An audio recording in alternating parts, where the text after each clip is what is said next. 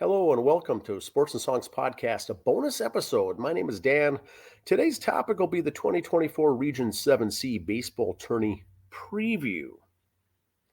Now, we've done this in the past. We've gone through and done a preview of the tournament, but let's take a look at what we've got going on. This is important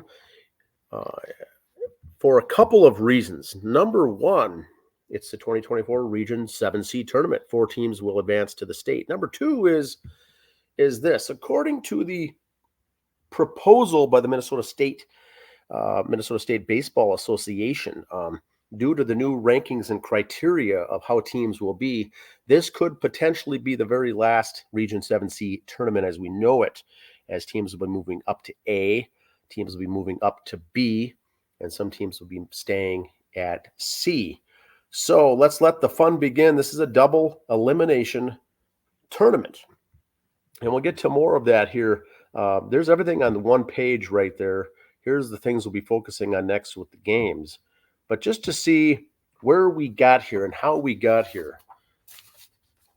Like I said, this might be the last time we'll be seeing it in this format. But here's a breakdown of all 16 teams in the Crow River Valley League, starting off with the teams in the North Division.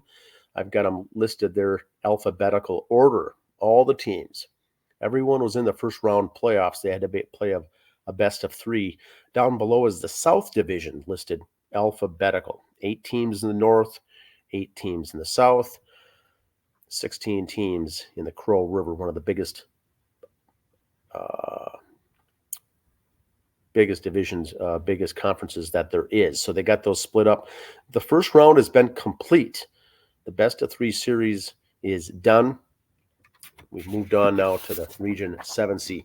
Because that's a lot to read and it's kind of small here, let's trim it down to just the remaining teams left. And I'll go through it here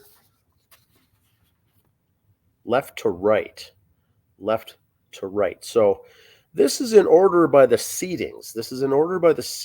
So best to worst, going left to right. Best, Young America. Young America, number 1 seed. They eliminated Winstead in the opening round. They will play number 8 seed St. Bonnie. The only time they played each other, Young America won 10-9 in their only meeting. So take note of that. They've only played once this year.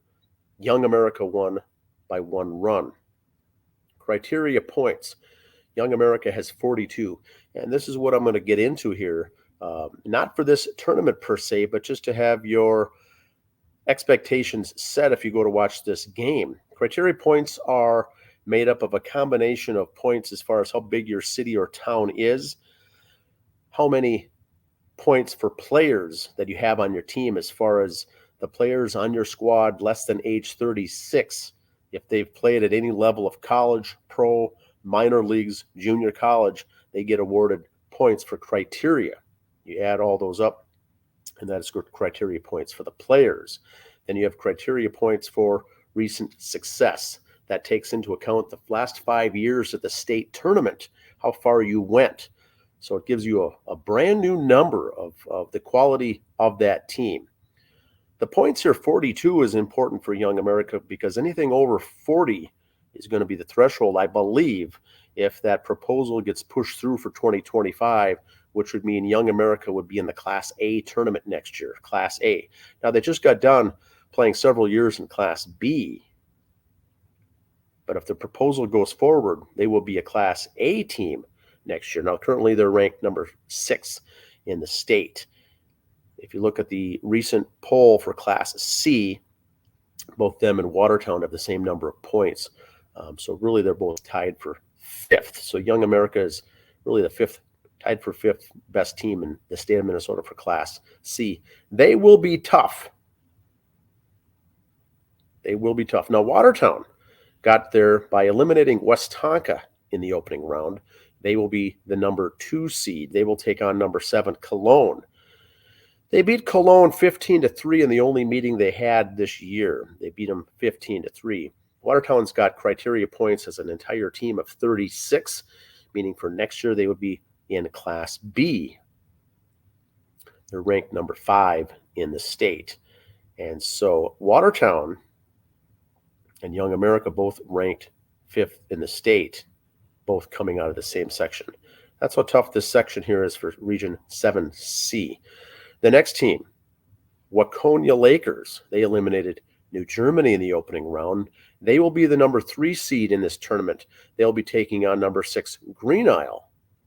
They only played them once this year, Waconia beating them 11-1 in their own meeting. Criteria points for Waconia, and once again, not for this year, but this is for next year. Criteria points, 44, which would move them to Class A. Class A. They're currently ranked number 9 in the state of Minnesota. So top 3 teams there in Region 7C are all ranked in the state. Waconia would be potentially going up to Class A next year. The next one going over here to the right is Plato. They eliminated Hamburg in the opening round. Plato Blue Jays will get the number 4 seed. They will take on Carver, the number 5 seed. Now, they played each other twice. They're both in the South. Plato lost 5-1 the first time, but then came back to win 12-3 the second game. So they split the series. Plato, this should be a good matchup. They split the series during the year. Plato has criteria points of 21. 21. The lowest of the remaining 8 teams in this tournament, meaning that next year they would be staying in Class C. So now if we continue over, Carver eliminated Mayer in the opening round. Carver will be a 5 seed. They will play Plato. We just covered that. They split with them during the season. Criteria points for Carver, they're sitting at a team criteria points of 39, which would put them in Class B next year. Class B next year. Going over to the right, Green Isle. They beat Norwood in the opening round. Green Isle will be a number 6 seed. They'll take on number 3 Waconia. Their criteria points are 33. 33. Cologne. Cologne is the host for the tournament. 7 seed. They're the host. All the games will be played in Cologne. They'll be getting home treatment here. They eliminated Glencoe in the opening round, which was really considered an upset if you look at the seedings. It was one of 2 upsets that took place in the opening round. So Cologne's coming in at home, coming in hot. They'll be the number 7 seed. They'll take on a tough Watertown Red Devil team, ranked number 2, seeded number 2. Cologne has criteria points of 23, the second lowest. Don't count them out. Like I say, this is at home. They're always tough. The final team is St. Bonnie. St. Bonnie eliminated Brownton in the opening round, which was also technically an upset from the ranking seeding. So there were 2 upsets in the opening round. St. Bonnie was the other one. They got given a number 8 seed. They will play number 1 Young America. They played them only once this season. They lost 10-9. And look at the criteria points here for St. Bonnie. 40. 40. Meaning this would be the other team moving to Class A next year. So let that sink in. St. Bonnie's going to be the Class A team potentially next year with 40 criteria points. A lot of ball players on this team, a lot of youth, a lot of guys that can handle the stick, and some good pitching. Now, this is their first appearance in the region since 1994. They're coming off an upset. They're looking to get back in it. Their roster is stacked. So going up against Young America, number 1 seed, these are 2 teams in this very opening round game that would both be going into Class A. It's kind of a Class A matchup for next year, Young America against St. Bonnie. You almost could throw out the seedings in a tournament like this, because who knows how it's going to go. St. Bonnie could be tough, but once again, it depends on which St. Bonnie team shows up. Let's go back here. So here's all the teams. Of the 8 teams in the region, 5 are coming out of the South Division and only 3 out of the North Division. Not sure if that makes a difference. Here's the entire bracket. Once again, this is in Cologne. Games will kick off Thursday. One game Thursday night, one game Friday night. And then Saturday is going to have a noon game, a 3 o'clock game, and then the 6 o'clock evening game this coming weekend on Saturday will be a state qualifier game. Sunday will be the 2 elimination games at 2 and 3. Loser goes home. This is a double elimination tournament, so loser will be going home if they lose Sunday at the 12 and the 3 o'clock games.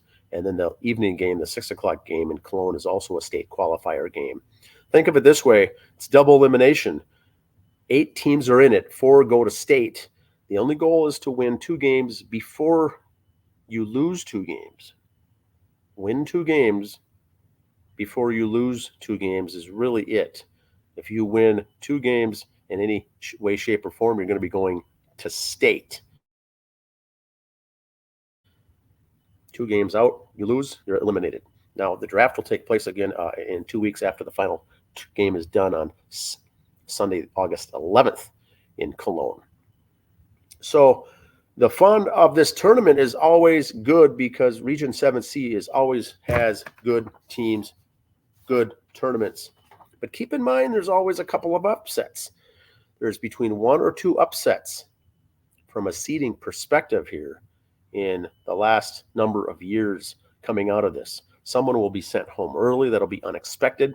And some Cinderella team will come in there and win and advance and go deep into the postseason. So this will be interesting. It's always going to be fun. But like I mentioned before, 2025 with the Minnesota State board, if they push through with the new criteria points, breaking up the divisions from A, B, and C into based on your criteria, 3 teams in this region would be in Class A. And so one of the other things to remember for this tournament here in 2024 is this may be the last time in a while you may see some of these teams playing each other in the postseason. They may be in different classes going forward. Now, the playoff rosters are set at 25 players, and so the teams had to trim down to get down there. Some of these teams had 30 to 35 players on their roster. So this should be interesting. Good stuff here. The 4 teams will go to state that advance here with 2 wins. 4 of these teams will be going to the state tournament. The other thing with the state is this. One of the state hosts is Green Isle. They're in this tournament. And the teams that are in the host, if they're in the state and they're also hosting it, seem to do well.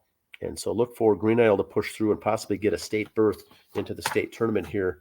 That'll be held between Jordan, Green Isle, and Belle Plaine. I think Shakopee is a 4th site there for the tournament when it starts here next month, but should be interesting. That's all I've got for this. Please leave your comments and questions below. My name is Dan. Thanks for listening. Hope to see you out at the tournament.